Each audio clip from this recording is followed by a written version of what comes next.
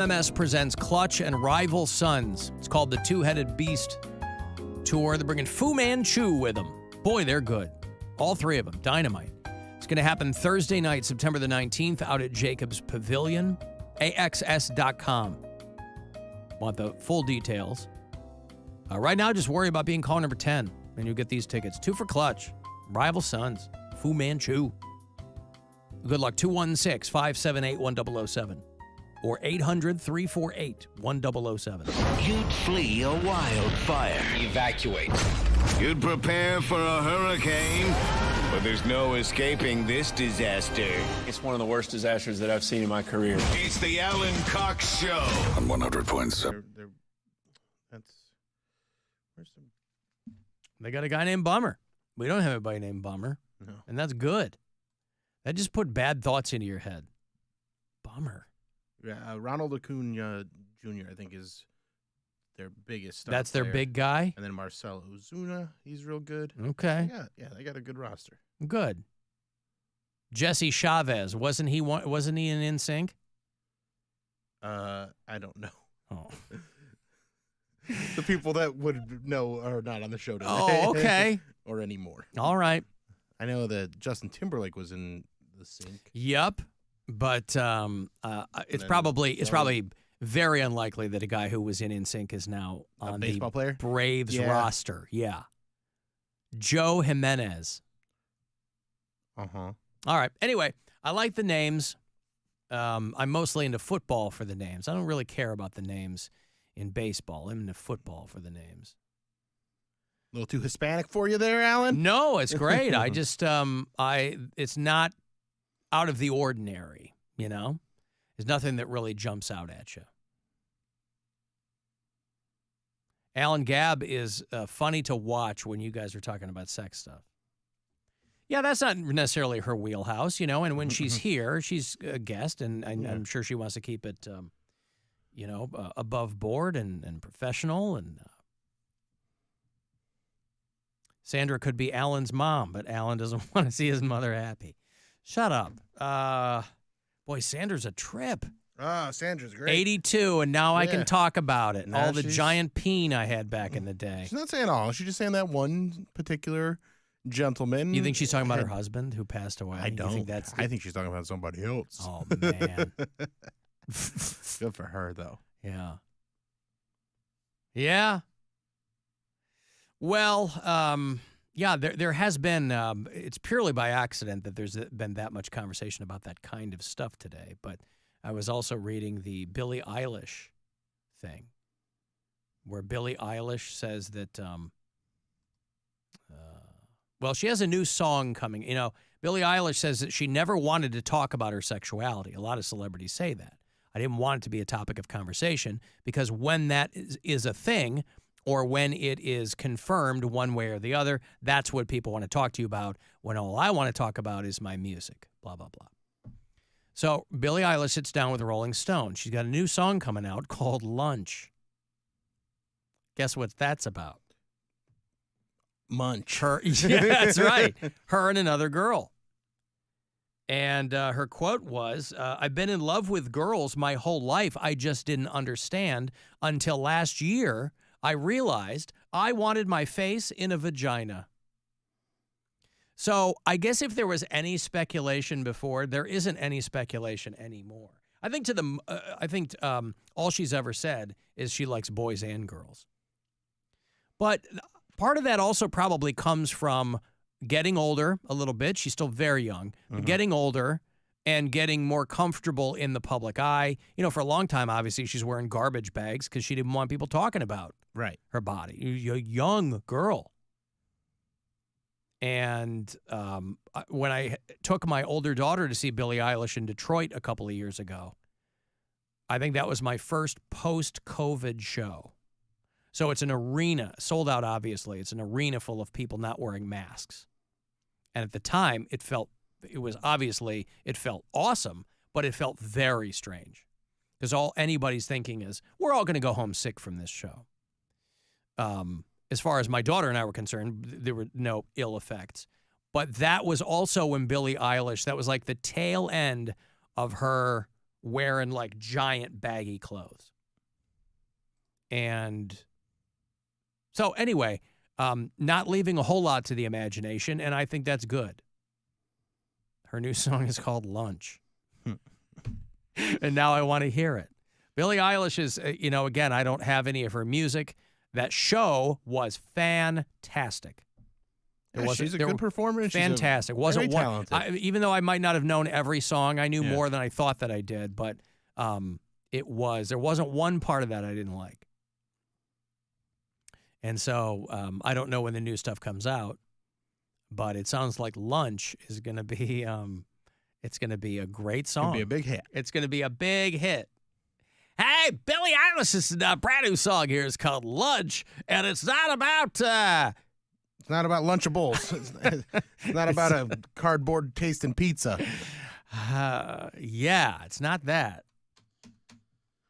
But, by the way, I did want to mention this because I got a message from him last night, and I want to point people to it verbally rather than having them just stumble upon it. A listener of ours, longtime listener named Joe, he's called in a handful of times.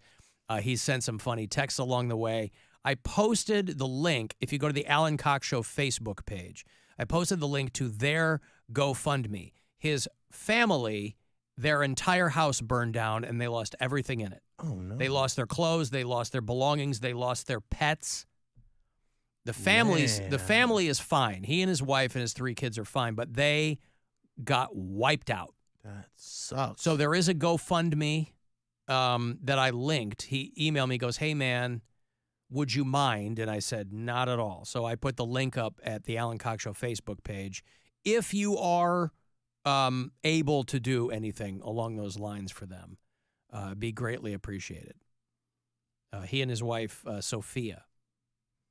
Everybody's fine, but obviously 3 kids, they're super bummed about losing their pets, and they lost everything in the house fire. So basically, the clothes that they were wearing are what they have. I guess one of their pets is still alive, but kind of just hanging on. Oh, man. So anyway, yeah. What wasn't destroyed in the fire was damaged by the recovery or the excessive smoke damage. And so there are photos attached, and it just looks horrible. So anyway, I wanted to post that at our Facebook page and tell you guys about it in case that was something that you wanted to be involved in. Let me give you some money here. It is $1,000. It is courtesy of the Buzzard Bookie. $1,000 to put in your pocket or do something nice with it. Second to last chance today to win, so good luck. This is your chance to bet with the Buzzard Bookie and win $1,000 now. Enter this nationwide keyword at WMMS.com. Happy. That's happy. Enter it now at WMMS.com. Alan, that song Lunch is about roast beef. That makes sense. I mean, I don't know. I don't know anything about it other than what she has said. I'm not going to speculate on it. You know, talking about the Girth Master is one of those conversations that makes me quite wistful that we don't have our little pound cake around anymore. Because he really would have gone to town. He really would have enjoyed. Oh, for sure. Finding the digital, and he would have found it too. He had a nose for news, boy. He probably would have known about it before he would have been like, Yeah, right. I seen that. Seen that a couple days ago. Yeah. Showed him my alerts. That's right. Alan and Wilhelmina refer to her downstairs many years ago as a spaghetti lunch. A pasta lunch. I remember that. Yeah. Pasta lunch is how she described the scent of her underwear, I believe. Calls, you can leave them anytime. People who don't listen on the app, maybe, because you can leave messages there, but some people are just more prone to leaving voicemails. After Hours line is 216-986-8903. Alan, this is Derek America. You were talking about Art Bell. What a wild guy. Back in the 1990s, he would talk about aliens and remote viewing, star children. What was the best, though? is Art used to sell HGH, and this was around the steroid era in baseball as well. But back then, you could buy HGH from Art Bell on his coast-to-coast advertising. That's amazing. And, I got really big and strong, and then my balls fell off, and I lost all my hair, and my brain grew very big. But I have Art Bell to thank. Have a good one. Oh, boy. Hey, thanks. Oh. Art Bell. Yeah, we were talking about... Yeah, you become a cryptid. What's it? You become a cryptid, yeah. That show, Coast to Coast AM, it's been a guy named George Norrie for a long time. Art Bell retired like in 2003, and then he died just a few years ago. He had accidental overdose of a bunch of prescription drugs that he had, I guess. Of course, I don't know if it's accidental if you have half a dozen of them in your body. I don't know. But he used to live, for people who are hip to Art Bell, doing that overnight kind of UFO, werewolf, Loch Ness Monster type show. With the most unassuming name of all time, by the way. These days, if you had a show like that, and lots of people do, you'd call it something that kind of told you what it was. That show was just called Coast to Coast, because that's what people are calling in. He was in a trailer in the middle of the desert in Nevada doing that show. I think he owned a radio station, and he would just do it from there. But he got tired of doing it about 20 years ago and handed the reins over to a guy named George Norrie. I remember when I used to hear those HGH commercials, because when I first moved to Michigan, my first full-time gig, I got hired to do nights. I only did it for a few months until they moved me to afternoons, but I got hired to do 8 to midnight. And back in the mid-'90s, we had 3 radio stations in the group I worked for. We had 2 FMs and an AM. There was just an automated AM station, and we ran Art Bell. So 8 to midnight, when my show was over, I had to do, back in the day, we had to do something called meter readings, where you had to go and you had charts, you had sheets of paper, and you had to look at the transmission meters, and you had to write down those readings, because these were documents the radio stations had to have in case the FCC came calling, to make sure that you weren't going outside your designated, reach or frequency.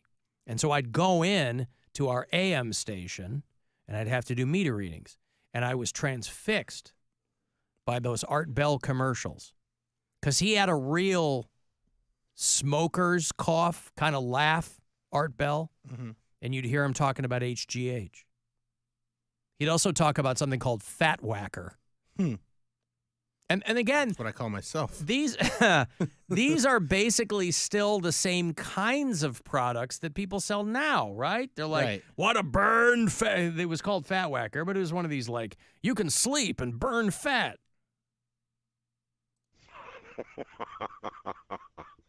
Don't wear that fat. Whack it. With Fat Whacker. Art Bell making fun of Fat Whacker. But what is it? Because, Alex Jones didn't get rich telling you that 9/11 was an inside job. Alex Jones got rich selling supplements, selling sawdust capsules or whatever else. What is it about fans of those kinds of shows? Is it because you're already talking to a gullible audience? And so you go, oh, you got to get this brain wave blocker 5,000 or whatever. I think there's probably a lot of market research. They're like, oh, the people that are into the conspiracies and stuff like that will fall for the snake oil because, HGH, though, that actually has results. Right. You're getting that. And then a lot of the diet pills that you take, the Fat Whacker, that's usually just some sort of meth. Like, that's some sort of, so like, it's, or like caffeine pills or something that's just going to be an appetite suppressant. So there is results that could happen if you use it correctly, but I think there's something about like knowing something that isn't mainstream that makes them go, that should work for me. Is that what it is? Maybe. Yeah. That's my theory. Yeah, because he was doing that before Alex Jones, boy. Obviously there's plenty of negative side effects for HGH. But like what? Huh? Like what? You get boobies. And that's a You negative. might get cancer. Alan. Well, I get. Let me ask you: do you want boobies? Because I don't. No. You get like your arms all, Yeah. there's parts of you that swell up and parts of you that shrink. But yeah, Art Bell.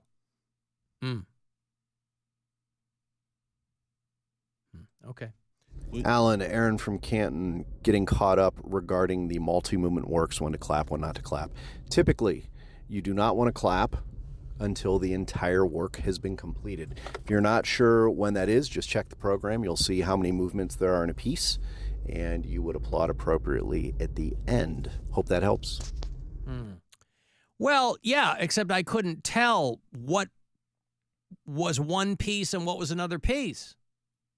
We're talking about this, my daughter's orchestral performance over the weekend, where the songs were so long and they would pause in between. Like, I didn't know how many movements were in the piece.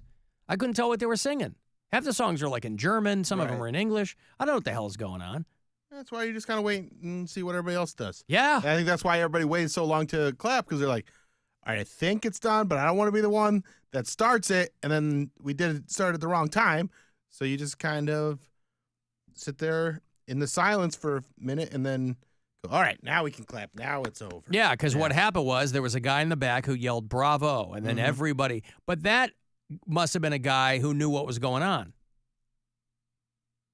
Maybe that was like one of the other music professors or something.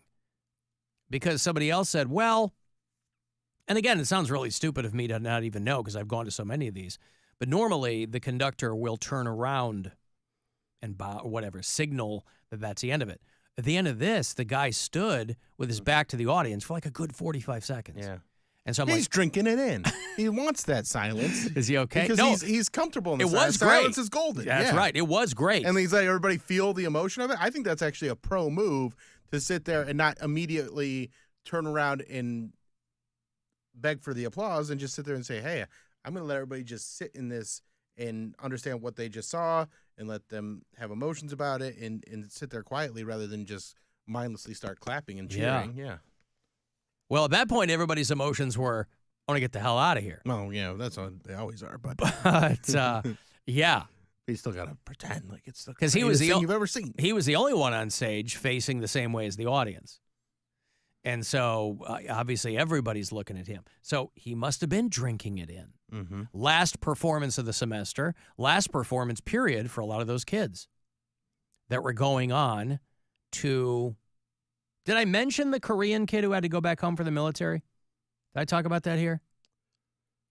I don't know. So the conductor at the beginning of the performance, as tradition dictates, they have the students stand up who are done after that night.